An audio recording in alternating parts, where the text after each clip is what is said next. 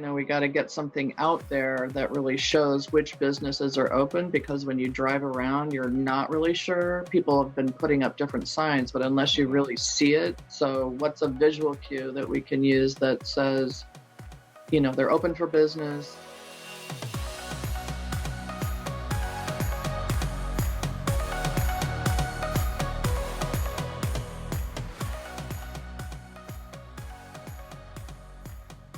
Hi, I'm Kevin Coleman, and on today's program for Bellingham Now, I have Miss Alice Clark. Alice Clark is Executive Director for Downtown Bellingham Partnership, and they're going into their 20th year of celebrating Downtown Bellingham Partnership.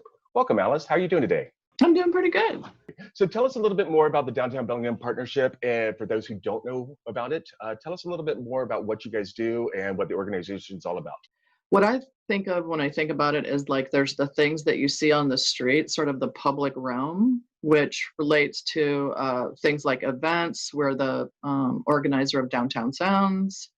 We do wine walks, so there's the events that you see on the street, but also we do the landscaping downtown. We're the ones that are responsible for the hanging baskets you see every summer. We do murals, we do other placemaking activities. So there's all the things that you see. And then behind the scenes, we do things like one thing that's coming up is our neighborhood association meeting. We'll have the mayor, we'll have the county executive, and Dave Dahl he's the chief of police, and Representative Shoemake.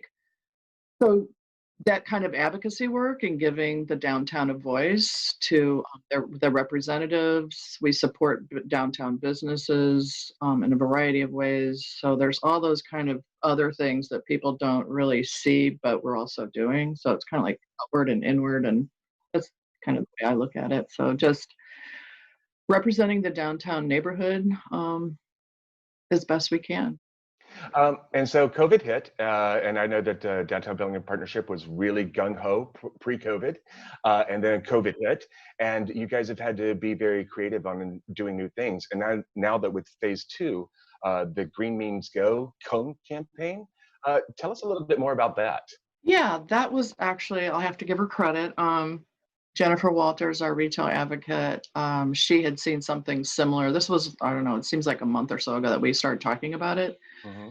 And she said, we got to get something out there that really shows which businesses are open, because when you drive around, you're not really sure. People have been putting up different signs, but unless you really see it. So what's a visual cue that we can use that says, they're open for business?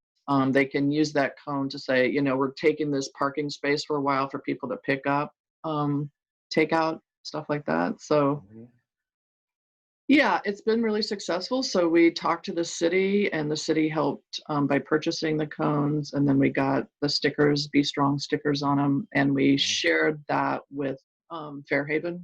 And it's interesting because we've always been talking to Fairhaven, like, how can we collaborate on things? And it's weird that this is one of the things that it turns out to be. And they're like, we'll take those Be Strong stickers too. Right. So it's great. Yeah. If businesses are interested, they can get a hold of us at info@Downtown Bellingham, and we can see about getting them some. Nice. Now, I know that there's the Be Strong, Be Ham campaign that's going on, and you guys just put up the banner up across Raleigh, thanks to Science Plus, but that looks phenomenal. So I think keeping that campaign going during this time has been very helpful. Wouldn't you agree? Yes, and we're actually at this point looking into getting some merch that we can sell to raise awareness, but also raise money for us, because just like businesses, our organization has been impacted financially as well. Yeah. What has your business done during this time to change? I know you guys are doing you don't have the same type of interaction with the merchants and the businesses that you did before. So how are you keeping businesses in contact with each other now and with you? Yeah, it's kind of crazy. When it first started happening, we just sort of went in the crises mode, really, of while we were also in crises, also saying, okay, what do businesses need right now? What kind of resources do they need? And we worked really hard to get them like the PPP loan information and other funding sources. just try to like, here's the resources that you need. Here's what you're going to need from the governor's office. Here's, so we've just continued to do that. The information is different as we go along. So we are helping businesses right now expand out. A lot of restaurants, when they're have the limitations of the 50% capacity, are just not able to make it pencil out unless they get more seats. For those expansions to happen, especially some of them that are larger, all of those people, all of those neighbors actually need to get together and talk about what's any impediments and how to make it work. So we've been convening Zoom meetings with people on the block.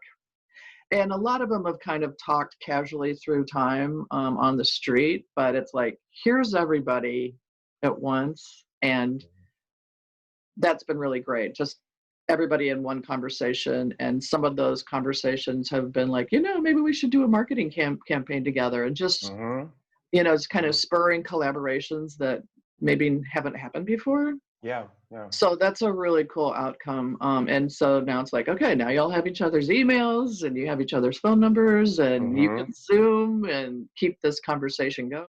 Yeah, that's good though. So, what have you Yes. learned about your business or the community during this time that you would have never noticed before? And that's good or bad. Yeah, I know. It's funny you asked that, and I thought about it. And, I'd say that they're innovative and resilient, but, you know, I knew that before. Hmm. They're also very committed to downtown and making it come back. Hmm. Yeah, that's awesome. You have a good group of people that makes up the downtown group, and I appreciate that. And then you have an amazing team too that I think keep people in the Yes, loop. I'm very, very proud of them. And Hmm. through this whole thing, just watching them has been really rewarding to see them really rise up. And because in reality, we've all kind of had to kind of recreate our own job descriptions in some ways, Hmm. and just kind of go, okay, what's called on me now to do, and how do I do it? So webinars and just learning from other organizations. So we're all learning from each other, needless to say, Hmm. as we go. That's awesome. That's what it's all about. If you could leave people with one thought or message from this interview today, what would that be? I think that that would be that if you are committed to downtown and you love downtown and you want downtown to continue to flourish as it had been before this all happened, then show up. There's a lot of ways that you can do that. If you're uncomfortable coming downtown, you can still get a gift certificate. You can still get food delivered. There's a lot of different ways that you can support. Hmm. And then if you're comfortable coming downtown, then do that.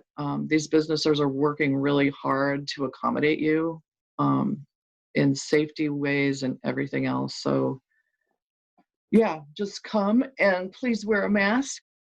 Well, Alice, I really appreciate you taking your time to be with me today to Of tell us what's course. happening, and keep on doing what you're doing because you're doing great things. I really appreciate you. Well, thank you. I appreciate you too. Hey, we hope you enjoyed watching this episode of Bellingham Now. To see all of our episodes, go to BellinghamTonightShow.com. New content is added daily, so make sure you subscribe for updates. Thanks for watching.